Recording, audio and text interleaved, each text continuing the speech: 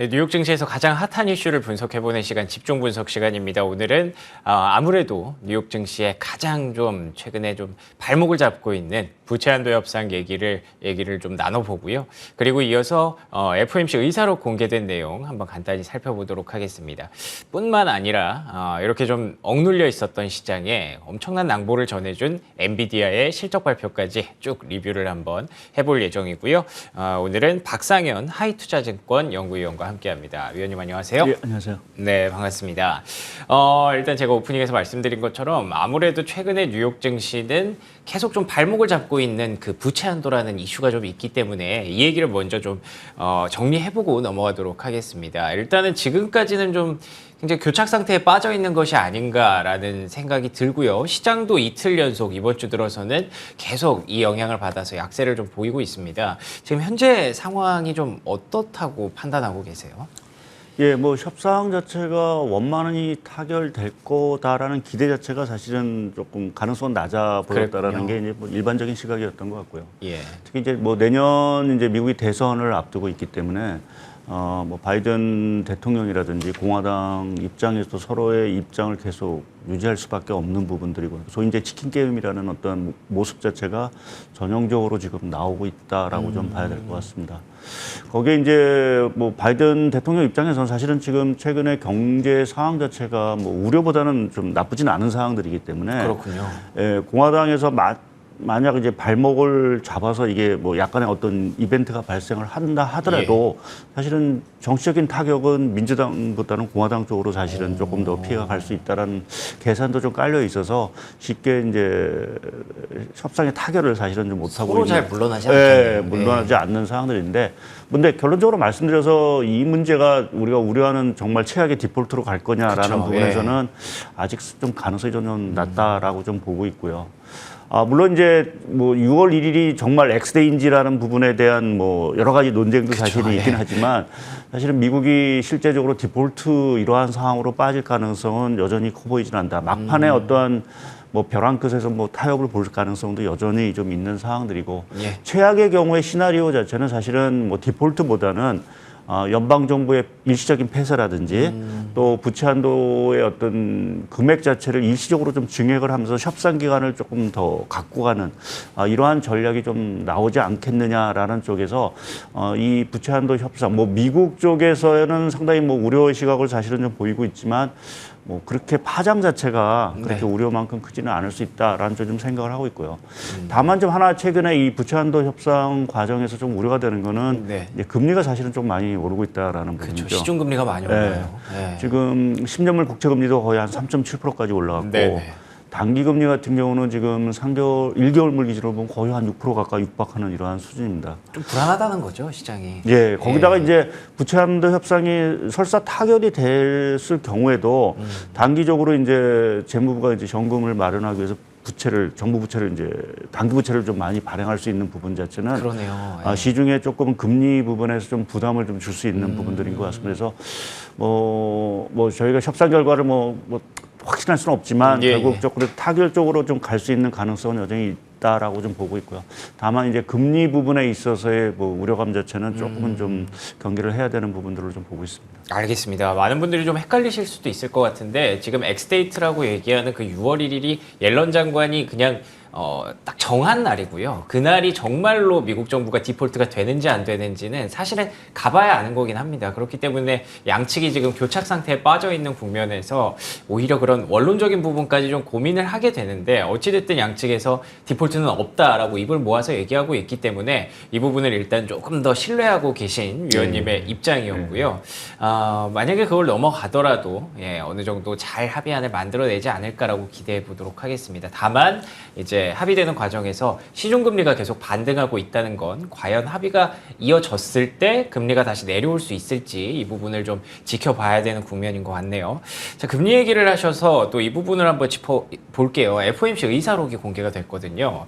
거기서 나온 내용들을 쭉 종합해보자면, 간단하게 표현하면 뭐 다음 달에는 금리 인상 가능성 그렇게 높지 않은 것으로 일단 판단할 수가 있을 것 같은데 어떻게 보셨습니까? 예, 뭐 말씀하신 대로 저도 6월 달에 FOMC에서 금리를 동결할 거로 좀 저도 예상을 하고 있고요. 근데 다만 오늘 이제 발표된 그 5월 달 이제 FOMC 이제 의사록이 되겠죠. 내용의 결과는 사실은 조금은 뭐 시장의 평가를 매파적이다라고 이제 평가를 하는 부분은 어떤 강한 동결 시그널보다는 사실은 연준의 의견이 좀 갈리고 있는 모습인 것 같습니다. 그러니까 한쪽에서는 좀 동결을 주장하는 쪽도 있고. 예. 여전히 이제 목표 물가 수준에 이제 도달하는 데는 좀 아직도 거리감이 있으니까 그쵸. 조금 금리를 더 올려야 된다는 어떤 시각 뭐 이러한 것들이 사실은 좀 아직은 좀 팽팽하게 좀 맞서고 있는 것 같고요. 근데 뭐 지난주에 뭐 파월 의장이 이제 금리 동결 가능성을 시사를 한 부분들이 있고 얘기를 했더라고요. 예. 그래서 그렇게 보면 여전히 조금 금리 동결에 대한 가능성은 그 인상보다는 상당히 높다라고 좀 봐야 될 것 같고요. 근데 여전히 뭐 시장은 뭐 연준 의장도 얘기했지만 결국 지표를 확인하고자 하는 심리가 자체가 상당히 좀 강하고 예. 그러한 측면에서 보게 되면 이제 다음 주에 미국의 이제 5월달 고용 지표 예. 그리고 이제 그 다음 주에 나올 이제 5월달 이제 소비자 물가 뭐 이러한 것들이 조금 더 금리 동결에 대해 힘을 실어 줄 거냐라는 부분에서 조금 이제 6월에 동결에 대한 힘이 더 쏠릴 수 있는 뭐 근데 사실은 조금 이제 기대보다는 좀 더 물가라든지 이렇게 높게 나온다라고 하면 또 이제 그럴 수 있겠죠. 금리 인상에 네. 대한 어떤 것들이 있긴 하겠지만 지금 미국 경기 상황 자체가 뭐 전체적으로 좋다라는 어떤 평가이긴 하지만 그래도 뭐 연준 내에서도 4분기에 어떤 경기 침체 가능성 이러한 것들을 계속 좀 제기하고 있는 상황들이기 때문에 네. 개인적으로는 뭐 동결 쪽에 더 힘이 가지 않겠느냐라는 쪽에 좀 생각을 하고 있고 다만 이제 시장에서 예상하고 있는 연내 금리 인하 예. 가능성 자체는 상당히 좀 줄어든 그렇군요. 이러한 쪽으로 좀 판단을 해볼 수 있지 않을까 좀 보고 있습니다. 그러네요. 앞서 말씀하셨던 이제 시중금리의 반등도 조금 신경이 쓰이고요. 이런 것들을 감안했을 때 연내 금리 인하 가능성은 그렇게 높지 않을 수 있겠다라는 얘기가 이제 슬슬 나오기 시작했습니다. 뭐 아직까지 5월이기는 합니다만 그래도 좀 꾸준히 시장 상황을 지켜봐야 될 것 같고요. 금리 얘기를 한 김에 바로 그냥 한국은행 금통위 얘기로 한번 전개를 해볼게요. 오늘 이제 금통위가 열리고 한국은행에서는 동결을 시작한 지 좀 됐습니다. 아마도 그래서 이번에도 좀 동결을 하지 않을까라는 얘기도 있는데 괜히 좀 한미 금리차 이런 얘기들이 계속 언론에서 보도가 되고 있기 때문에 이 부분을 또 신경 쓰지 않을 수 없을 것 같고 어떻게 보십니까? 예, 뭐 일단 오늘 금통위 결과는 뭐 동결 쪽에 대부분 거의 만장일치로 다들 예상을 좀 하고 있는 상황들이고요. 이제 시장의 관심은 오히려 이제 한은 같은 경우는 언제 금리 인하하느냐라는 쪽으로 오히려 좀 관심이 좀 쏠리고 있는 것 같습니다. 빠르네요, 확실히. 예. 그러니까 그 배경에는 아무래도 이제 국내 경기 상황 자체가 당초 기대보다는 사실은 상당히 하방 압력 자체가 커지고 있는 상황들이고요. 뭐 그 배경을 잘 아시겠지만 정부나 한국은행에서 올해 전망을 하는 데 있어 가장 그 기초로 삼았던 것들은 결국 중국 경기가 좋아지면서 우리나라 수출 경기 좋아지고 반도체 경기도 좋아질 거다라는 어떠한 그 기본 전제를 사실은 좀 깔고 좀 막 올해 경기 상저하고를 전망을 했는데 네네. 뭐 아시다시피 지금 중국 상황이 그렇게 좋지 우리가 않더라고요. 기대만큼 좋지 않은 상황들이어서 예. 전망 수준 자체, 그러니까 올해 성장률 전망 자체가 다소 더 하향될 수 있는 가능성들, 뭐 이러한 것들을 생각해 보면 조금 하는 입장에서 또 정부 입장에서 금리라는 부분을 좀 손을 댈 필요가 있지 않겠느냐라는 생각을 하고 있고요. 예. 그나마 좀 다행스러운 건 우리나라 물가 수준이 사실은 상당히 다른 나라에 비해서 좀 둔화 속도가 좀 빠른 편입니다. 그래서 3분기 들어가서는 조금 긍정적으로 보면은 뭐 한 2%대까지도 진입을 할 수도 그래요? 있지 않겠느냐라는 예. 좀 시각을 좀 갖고 있고요. 뭐 그러한 측면에서 보게 되면 10월 정도 한 4분기 들어가서 결국 이제 미국도 금리 인상 동결을 하고 하는 이러한 분위기가 형성이 되면 금리 인하에 나서지 않을까라는 쪽에 좀 생각을 하고 있고요. 이제 그때 이제 우려들 하시는 게 그럼 한미 간의 금리 역전폭 더 커지는 거여서 아니냐. 그래서 그러네요. 환율 원달러 환율 자체 더 약세가는 게 아니냐 우려가 있을 수 있는 부분들이 있는데 네. 근데 그와 관련돼서는 사실은 이제 뭐 금리 격차 더 커질 수는 있죠. 근데 미국이 금리 인상 사이클을 지속한다면 문제가 될 텐데 결국 이제 금리를 동결을 하고 제가 뭐 연내 금리 인하 가능성은 낮다라고 했지만 내년 초 들어가서는 결국 미국도 물가가 상당 부분 떨어지는 그 효과를 가지고 금리를 인하할 수 있다라고 하면 향후에 금리 격차 확대에 대한 우려는 상당 부분 희석이 될 거로 좀 보고 있습니다. 그래서 원화 환율 흐름에 이 한미 간의 어떤 금리 격차 확대 리스크 자체가 그렇게 크게 반영이 될 것 같지는 않다라는 좀 판단을 하고 있습니다. 알겠습니다. 한미 금리가 역전된 지가 꽤 됐죠. 그리고 예. 그 차이가 점점 더 벌어지고 있는 구간입니다만 이제는 미국 금리도 동결을 예상하고 계시니까 뭐 추가적으로 올라가지만 않는다면 이 부분부터는 이제 역전 차이를 그렇게까지 걱정할 단계는 아닐 수도 있다라는 관점 주셨습니다. 그래서 그런지 또 최근에 국내 증시가 조금 더 상대적으로 강한 것 같기도 하고요.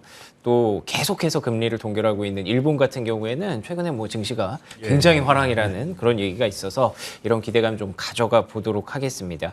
그리고 국내 증시 얘기를 할 때 또 빠질 수 없는 것이 최근에 반도체의 강세인데 엔비디아가 이번에 굉장히 놀라운 실적을 발표했습니다. 사실 실적보다 놀라운 건 그 이후에 주가 반응이잖아요. 370달러를 돌파하는 그 22%의 급등세가 현재 시간의 거래에서 시연이 되고 있는데 엔비디아 실적 어떻게 보셨어요? 예, 일단 뭐 요번 실적 자체는 사실 그렇게 큰 기대는 없었기 때문에 아마 시장이 더 환호를 그렇군요. 좀 하고 있는 것 예. 같고요. 당초 예상보다 이제 주당 순이익 자체가 이제 상당히 이제 서프라이즈를 기록했고 더더구나 이제 2분기 매출에 대해서 향후 매출에 대해서도 상당히 긍정적인 아주 공격적인 어떤 매출 가이던스를 사실 좀 제출했기 때문에 예. 그것이 시장에서의 상당히 환호를 사실은 유발시킨 것 같고요. 그렇군요. 근데 제가 이제 그 AI, 그러니까 뭐 엔비디아로 대변되는 AI에 대한 부분 자체가 이게 그러면 이게 여기서 그럼 우리가 너무 뭐 결국 연초 대비 100% 이상 올랐으니까요. 예. 상당히 이제 과열 국면에 간 것이 아닌가라는 수 이제 있죠. 좀 생각을 좀 해볼 수 있는 부분들인 것 같습니다. 네네. 근데 최근에 그 BOA에서 발표된 그 자료 중에 하나 보면은 인공과 AI 시장에 대해서 그 베이비 붐이라는 어떤 그러한 단어를 이제 얘기를 했습니다. 베이비 붐이요. 예, 그러니까 이걸 긍정적으로 보면 이제 네. 우리가 붐이라는 부분 자체가 상당히 이제 버블일 수 있는데 그럴 수 그것이 있죠. 이제 네. 더 커질 수 있다. 그러니까 자이언트 붐으로 갈 수도 있는 거고. 그러네요. 예. 네. 저 여기서 삐걱거리면 이제 베이비 붐이 완전히 조금 이제 시그러들 수 있는 가능성. 뭐 그러네요. 아마 그러한 어떤 네. 단계에 있다라는 의미일 거로 저는 해석을 했는데요. 근데 저는 이게 뭐 붐, 뭐 과열을 떠나서 결국 우리가 앞으로 가야 될 방향 자체가 결국 이 AI 뭐 이러한 인공지능의 어떤 중장기적인 그 대세 상승에 사실은 좀 있다라는 좀 생각을 좀 하고 있습니다. 그래서 단기적으로 좀 급등한 부분에 대한 어떤 부담감은 있긴 하지만 우리가 장기적인 성장성이라든지 이런 것들을 생각해 보면 중장기적으로도 좀 갖고 갈 수밖에 없는 그러한 주식이 아닌가 좀 생각을 하고 있습니다. 알겠습니다. 저도 뭐 중장기적인 관점은 어느 정도 다들 많은 분들이 동의를 하고 계셨을 텐데 이렇게 하루 만에 엔비디아라는 대형주가 20% 넘게 폭등하는 걸 보면서 진짜 이거 어떻게 대응을 해야 되지라는 생각도 하실 것 같아요. 하지만 뭐 말씀하신 대로 앞으로 이제 장기적인 테마로 가져가는 그런 케이스로 종목 대응도 좀 가져가야겠죠. 네. 예. 알겠습니다. 자, 그러면 6월에 이제 투자 전략으로 마무리를 좀 지어보도록 하겠습니다. 5월도 지나갔고요. 네, 다음 주면 당장 6월인데 6월 투자 전략 어떻게 준비하고 계신지 궁금하네요. 예, 조금은 이제 긍정적으로 보게 되면 사실은 여러 가지 리스크가 해소되는 시점이 6월이 아닌가 좀 보고 있습니다. 그러니까 지금 뭐 계속되고 있는 이 부채한도 협상 자체도 결국 6월 중에는 그러네요. 어떤 네. 모습든지 해소가 되겠죠. 예. 뭐 최악의 경우가 아니라고 하면. 그리고 두 번째 이제 미국의 금리 인상 사이클과 관련된 부분도 6월 FOMC 결과에 따라서 이제 좌우될 텐데 네. 저희는 뭐 말씀드린 대로 동결 쪽에 사실은 좀 무게를 두고 있다라고 하면 사실은 미국을 지금 좀 미국 내 악재라는 부분 자체가 상당 부분은 해소가 되는 어떤 시점으로 좀 봐야 될 것 같고요. 국내적으로도 사실은 지금 반도체 업황이 제일 핫한 부분들인데, 그렇죠. 뭐 아무래도 이게 뭐 업황이 갑자기 뭐 좋아졌다기보다는 뭐 미국의 뭐 AI라든지 뭐 이러한 어떤 성장성과 더불어서 반도체 재고의 감소에 대한 어떤 기대감이 사실은 깔려 있는 것 같습니다. 그래서 6월에 그러한 기대감 자체가 상당 부분 이제 뭐 지표라든지 뭐 이러한 것들을 통해서 저는 확인이 될 수 있다라는 좀 생각을 좀 하고 있고요. 또 한 가지 이제 6월 장과 관련돼서 5월에도 사실은 지금 외국인 자금들이 많이 들어왔는데 6월에도 사실은 좀 더 들어오지 않겠느냐라는 좀 시각을 좀 갖고 있고요. 뭐 그거는 이제 반도체 업황이라는 부분 자체가 이제 좋아지는 부분도 있긴 하지만 지금 그 우리나라 달러화 지수로 이제 코스피를 좀 이렇게 환산해서 보게 되면 올해 사실은 10%도 사실은 안 올랐습니다. 아, 9% 그래요? 정도밖에 오르진 않은 상황들입니다. 달러도 그만큼 강했으니까. 예, 그래서 예. 외국인 입장에서 보게 되면 상당히 조금은 메리트가 있는 시장이 결국은 계속 되고 있는 상황들이고요. 다행스러운 건 우리나라의 어떤 이익 전망치라든지 이러한 것들이 최근에 보면 좀 상향 조정되고 있는 상황들입니다. 예, 예. 그래서 이러한 것들을 조금 종합해 보면 6월에 외국인의 어떤 추가적인 매수, 또 반도체 업황의 추가적인 개선, 또 악재의 소멸 이러한 것들을 좀 생각해 보면 6월 장의 흐름 자체가 좀 상승 흐름을 보이면서 그동안 이제 좀 상단으로 저희가 얘기했던 2,600선을 조금은 넘어설 수 있는 한 달이 되지 않겠느냐 좀 생각을 하고 있습니다. 알겠습니다. 오늘 얘기했던 내용들이 다 전략에 좀 담겨 있었습니다. 첫 번째로 부채한도 협상이 6월 안에는 언젠가는 해결은 보겠죠. 예, 해결은 보지 않을까라고 기대를 하고 있고요. 그리고 FOMC 의사록에 나타난 6월 금리 동결 가능성 역시 14일, 15일에 전개되는 FOMC를 통해서 다시 한번 확인을 할 수 있을 겁니다. 그리고 또 국내 증시가 갖고 있는 반도체라는 그 무게감이 최근에는 시장에서 좀 긍정적으로 작용을 하고 있기 때문에 6월은 악재들이 좀 소멸되는, 물론 언제 어디서 또 다른 악재가 등장할지는 모르겠지만 현재 시점에서 갖고 있는 악재들은 많이 소멸되는 쪽으로 긍정적으로 해석을 해주셨습니다. 좋습니다. 지금까지 박상현 하이투자증권 연구위원과 함께 특별대담 한번 나눠봤습니다. 오늘 좋은 말씀 고맙습니다. 네, 감사합니다.